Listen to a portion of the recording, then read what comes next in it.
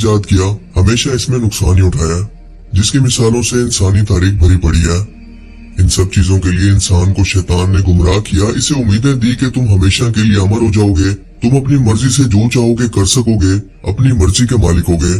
बिल्कुल वही उम्मीद जो कि इनके माँ बाप हजरत आदम अलैहिस्सलाम और अम्मा हवा को देकर इसने धोखे में डाला, और क़यामत तक ऐसे ही इंसानों को गुमराह करता रहेगा। कोरोना वायरस ने दुनिया भर के अंदर कैसी तबाही मचाई, दुनिया भर की इकोनॉमी को कैसे हिलाकर रख दिया, और इसकी मुमकिना वजह थी चाइना के शहर वुहान के लोगों का हराम जानवरों को और सी फूड को खाना, जो कि इस वायरस से इफेक्टेड थे या इसी वायरस से बीमार थे। इस दौरान हमें कई और वायरस और कई और बीमारियों का भी सुनने को मिलता रहा, लेकिन किसी एक का भी एक आलमी वबा बनने का खतरा बिल्कुल नहीं था, जैसा कि हालिया नए वायरस मंकी पॉक्स के बारे में कहा जा रहा है। वायरस की एक नई किस्म जो कि अफ्रीका से फैलकर अमेरिका और यूरोप में आहिस्ता आहिस्ता फैल रही है। पूरी दुनिया में इसके फैलाव के लिए अलर्ट जारी कर दी गई है।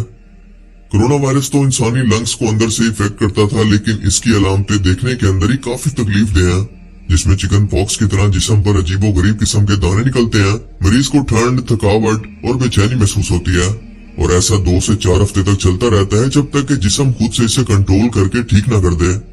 लेकिन सबसे अहम चीज जो कि इसके फैलाव की वजह बताई जा रही है वो है एक दूसरे को टच करना, जिस्मानी ताल्लुक होना, या किसी भी मुतासरा शख्स को किसी सेहतमंद जिस्म का हाथ लगा लेना। ये बात आपने खास तौर पर अपने माइंड में रखनी है, क्योंकि हम वीडियो में आगे जाकर इससे मजीद डिस्कस करने वाले हैं। मंकी पॉक्स वायरस चूहों और दूसरे जंगली जानवरों के अंदर पैदा होता है और जानवरों से इंसानों में मुंतकिल हो जाता है। इंसानों में इस बीमारी के ज्यादातर केसेस वस्ती और मगरबी अफ्रीका के अंदर रिकॉर्ड किया गया है। इस बीमारी का पता पहली मर्तबा 1958 के अंदर वस्ती अफ्रीका के रेन फॉरेस्ट के अंदर चला था, जहां पर इस बीमारी ने बंदरों को मुतासिर किया था और इसीलिए इसका नाम मंकी पॉक्स रखा गया। इंसानों में इसका पहला केस 1970 में अफ्रीकी मुल्क कांगो के अंदर एक 9 साल के बच्चे में रिकॉर्ड किया गया। ऐसा पहली मर्तबा हुआ है कि मंकी पॉक्स के केसेस इन अफराद के अंदर रिकॉर्ड किए गए हैं जिन्होंने अफ्रीका का सफर तक नहीं किया, और इसकी वजह आपको हैरान करके रख देगी। और वो रिसर्च के बाद ये निकलकर सामने आई कि ये बीमारी हम जिन्स परस्ती से फैल रही है, खसूसन गेज यानी मर्दों का मर्दों से कौमे लूत वाला अमल। एक ऐसा घिनौना अमल जिसकी वजह से अल्लाह ने सिर्फ इस कौम के अंदर रहने वाले लोगों को सजा नहीं दी जो कि ये अमल करते थे, बल्कि पूरी की पूरी बस्ती को ही हलाक कर दिया, इनका नामो निशान तक दुनिया से मिटा दिया, क्योंकि अल्लाह ताला को इस अमल से इतनी नफरत है। इसलिए लूत अलैहिस्सलाम अपनी कौम से कहा करते थे कि ऐ बदबख्तो, तुमने एक ऐसा नया गुनाह इजाद किया है जो तुमसे पहले किसी ने नहीं किया। और इस अजाब की शिदत क्या थी, जरा इसका तस्वुर करें कि सबसे पहले एक सख्त हैबतनाक चीख ने लोगों पर लर्जा तारी कर दिया, फिर इनकी आबादी को जमीन समेत ऊपर उठाकर जमीन की तरफ वापस पलट दिया गया, और फिर इन पर पत्थरों की बारिश ने इनका नामो निशान तक मिटा दिया, और गुज़श्ता कौमों की तरह ये भी अपनी सरकशी की वजह से इंजाम को पहुंचे। यानी हमने तारीख में कई कौमों पर अजाब के वाक़यात पढ़े हैं, मगर किसी की भी शिद्दत ऐसी नहीं थी जो कि इस अजाब की थी। मगर जिस अजाब को आने वाली नस्लों के लिए इबरत बनना था, क्या वो इससे बाज आ गई? बाज आना तो दूर की बात, इसने पूरी दुनिया के अंदर इसके लिए कानून बनाना शुरू कर दिए कि ये इनका हक है, कोई इनसे सवाल नहीं कर सकता। फिल्म्स और मीडिया के अंदर इसे प्रमोट किया जा रहा है कि ये हर इंसान का हक है, जिसमें कुछ यूट्यूबर भी शामिल हैं। हक नहीं है, बल्कि ये दिमागी बीमारी है जिसका इलाज करना जरूरी है। सोचें, अगर अल्लाह ने हम पर रहम न किया होता और क़यामत के दिन ही नबी पाक सल्लल्लाहु अलैहि वसल्लम की उम्मत से हिसाब का वादा न किया होता, तो क्या ये कौमें अब तक कौमे लूत की तरह तबाह न हो चुकी होती? यार, आज के दौर के अंदर ही सोच कर देख लें कि अगर आपका कोई खादिम या नौकर वगैरह आपकी मर्जी के बगैर वो काम करे जिससे आप इसे बार बार मना करते रहे, कई बार इसकी गलती की सजा भी इसको दी हो ताकि इसको इबरत आए, लेकिन फिर भी वो आपको नीचा दिखाने के लिए बार बार वही काम करे, तो आपका रिएक्शन क्या होगा? क्या आप अपने गुस्से पर कंट्रोल कर पाएंगे? सोचें, अल्लाह कितना साबिर है। उससे ज्यादा सब्र करने वाला कौन होगा कि वो सब कुछ देख कर भी हमें मोहलत दिया जा रहा है, मगर सिर्फ क़यामत तक की।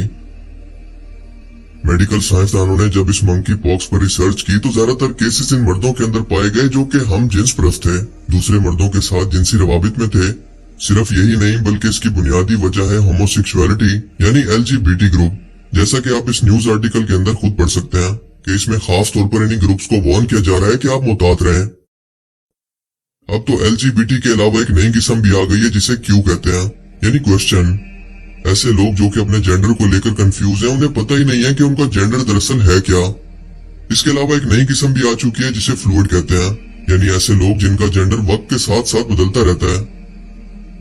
अल्लाह ताला की पैदा करदा सबसे मुकम्मल तख्लीक अल्लाह की क्रिएशन का क्लाइमेक्स इंसान जिससे जिन्नात को भी हसद होने लगा, इससे बड़ी तौहीन ये शैतान भला और क्या करवा सकता है कि इसे बिगाड़ कर रख दे, गैर फितरी चीजों के अंदर इसे डालकर इसके माशरे को तबाह बर्बाद कर दे, मुसलमानों के फैमिली सिस्टम को तोड़ दे, जो कि सबसे बड़ी वजह है इनको आपस में जोड़ कर रखने के लिए।